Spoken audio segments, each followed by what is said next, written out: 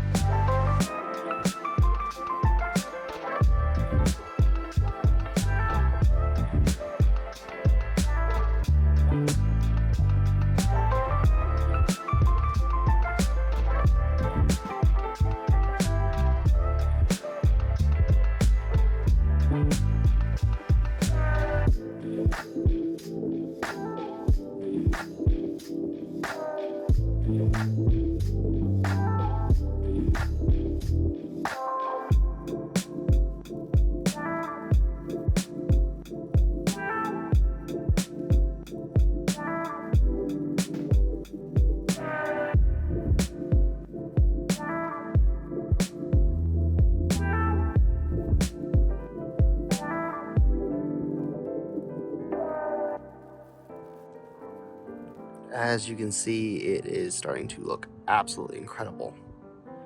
Now, of course, some of this is still the primer color, which is, of course, this strip right here that wraps around the whole thing, and then the bottom strip, but you can definitely see there's a big difference between the brown and the green. And that's also going to be the difference between these two. This is going to be brown, and that's going to be green. And it's starting to really, really look, I think, absolutely incredible. The far side over here actually has all the colors on it, but I can't really reach it here from the lift, so it makes it rather difficult. And I still have some work to do on this corbel here. It needed more wood filling than I thought it would have. It'll be primed tomorrow, but of course, that's a day too late for you guys to see it. So here we are just a little bit closer, and you can see just how much change there's been up here. With all three colors, none of the wood color poking out any longer. It's just a true glimpse into the future of what the house will look like. It's definitely got quite the glow up going on. As you see, also there are some wet spots slightly still in the paint. With the slightly colder temperatures, it's taking a little bit longer to dry, but there's a very subtle gloss to it, and you know, things like this, you can get a little bit of the shine in from the sun that's just about to set here in St. Louis. About this corner right here also, you can see that this has gone that lovely colored green that we have here on the corbels, this lighter color, and that actually will be the color of all this trim that wrapping around these two boards here. So the underside of the soffit and the front of it will both go the same green as this, and this will be brown, but there's actually a small piece of trim that's missing here, a very small one. You can see it just kind of on that corner there. It's a little round piece of trim, and that wraps this whole thing, and that will end up going that lighter green. Quite happy with how everything's turning out. It's really starting to look like something now, and even though there's an obvious problem still going on, I still think it looks absolutely wonderful. So this area has come a very, very, very long way. And that's the last little corbel that isn't painted yet. As you can see, I've got a little bit of wood filler right there. And as soon as that dries tomorrow, sand it, get it ready, send it out. So let's discuss something that's been a long time coming, and that is the Mansard roof's two incredibly damaged, decayed, and utterly destroyed dormers. These are the two items on the roof that have scared me the most, especially the larger dormer, because it is completely structurally failed. To be honest with you guys, I don't know that I've showed you how bad this area is. And that's because for the most part, it's been under various tarps, plastics, and just other random things I can use to keep the water out from this area.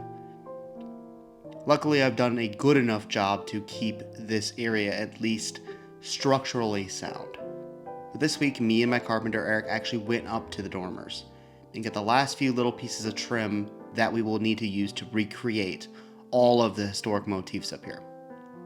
These two dormers, I think, are the most heavily changed part of the entire Mansard roof. A lot of the profiles are missing, they're mix-matched. For instance, the capitals at the top of the dormers are missing an entire component. There are these pieces of trim that go around the uprights on the dormers, have been missing for who knows how long. Not only are the dormers missing part of the capitals and a lot of trim, but also there were bases on the columns here. And these really nice little squiggles of scroll work, which again have been lost to time. In fact, one was already missing in 1896. And that's one thing I think that's kind of miraculous here. The dormers are definitely things that have changed the most through the years on this house. To be honest, a lot of the detail that were on the dormers has probably been lost longer than it was ever on the house to begin with. Nature, the sun, and squirrels have really taken their toll on these two poor features of the house. And it kind of makes you think, this whole process, how long has it been since anybody has seen either of these two dormers complete? How long has it been since anybody's seen them in their original form? Not even saying original colorway, just original detail and form. It might be over 100 years since anybody has seen this house the way it was built. Which is kind of incredible because we're getting into the nitty gritty and this is going to be exactly as it was in 1896. Which, to me, I don't know. It's just a cool thing to think about. How about these boards here that wrap around? I just got those in, so let's go have a look at those now, shall we?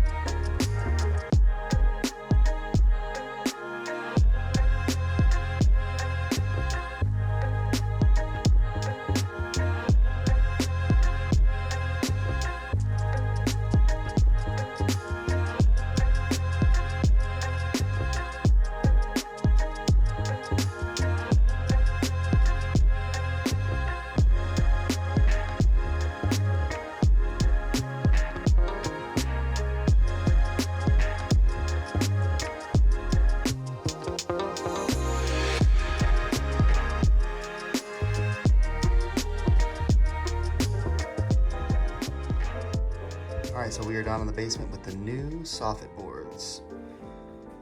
And these things are looking quite nice. As you guys saw in the time lapses, I got them painted, or well, primed in green. This isn't a stain or anything. The primer is just very, very light. These are all white oak, and these would be the very front of the soffit. You can see the little drip edge here. So this would be the part that you would never see.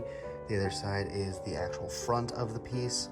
And just above this piece, and just above these, sits the really large piece of millwork at the very top of the cornice. Right before it has the copper gutter cap, or flashing. And again, these are white oak. There's actually going to be 4 different species of wood to make up the Mansard roof, and it's mostly for supply and demand, what we can find around. There just so happened to be quite a good deal and quite a good variety of white oak, which is a very rot-resistant lumber. If we go underneath down here, these smaller boards are same thing with the drip edge, except these go at the very, very top of the Mansard roof. And these are for the gutter box itself, so the very bottom of the soffit. You can see again, big old giant pieces of white oak, which is really awesome. One little fun fact about all of this lumber, it comes from a place here in St. Louis called Lumber Logs. They source all of their lumber from here in St. Louis. It's not from outside of the city, it's actually from inside the city. So all this white oak came from a big old white oak tree here in the St. Louis. So yeah, I'm wearing their shirt actually today, so I figured I'd mention them because they're a really cool place. I think it is quite interesting to be able to put back a St. Louis home with St. Louis lumber. So I know, guys, overall it does not look very nice up on the Mansard roof yet.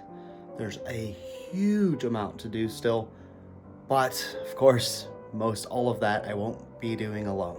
Again, as I discussed with you guys a week or so ago, my carpenter Eric, the guy that's going to be helping me with a lot of the heavy Mansard roof repairs, is a master of his craft, and he's certainly very, very well worth waiting for. And sometimes that's what it takes to actually get something like this back together. There are very, very few craftsmen in St. Louis and truly around the country who can really do something and do it authentically. And then you add in with Eric using authentic tools. Again, most all of this wood was manufactured on Holland Brown equipment. The original owner's equipment's putting this house back together. And, you know, it's been something I've talked about for, well, years at this point.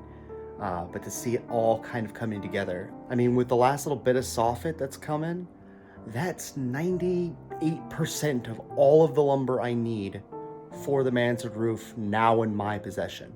I've got basically almost every bit of trim except for 2 or 3 little unique ones on the dormers themselves, and I need new pediments made, which are the big triangles, the big decorative sunbursts above the dormers. And that's more or less it. So things are closer than they seem. And talking with Eric, he thinks it's going to take around 6 weeks. So the way I've been looking at it is all the woodwork that has to go up there and everything that has to be done up there might just happen to be a nice Christmas present. And if the forecasts are to be believed, and well, who knows if they're true or not, but if they're to be believed, the weather should hold for quite a while. Actually, here in Missouri, we're far enough south that we usually have a fairly mild winter until January. So there's more time than you might think there is. And most of the materials I'm putting on the house, including the linseed oil paint, can operate and you can use them. If it freezes, it just isn't best practice. So I'm going to try my best to not have to do any of that, but we'll see how it goes. But overall, I'm quite happy with this week. Like, I think there's a lot done, and a lot of things I have done this week have been massive changes. So this might not be the end of the journey, but it is certainly the beginning of the end of the Manser journey. Still a long way to go, but things are going to be looking very, very different up there in the new year. And I think that's the most exciting thing ever. Long time coming, and I'm so excited that it's finally getting here. So I hope everybody's ready for some big changes in very rapid succession come this winter. And I hope to see you guys all there along the journey with me. It's certainly all something I think we've all been waiting for, you know, let's be real about that. So excited to bring you guys all of those very, very fun updates in the very near future. And so that's the end of the episode. Thank you guys, as always, so very much for sticking with me, and I'll see you guys all again next week. Take care of yourselves. Bye-bye.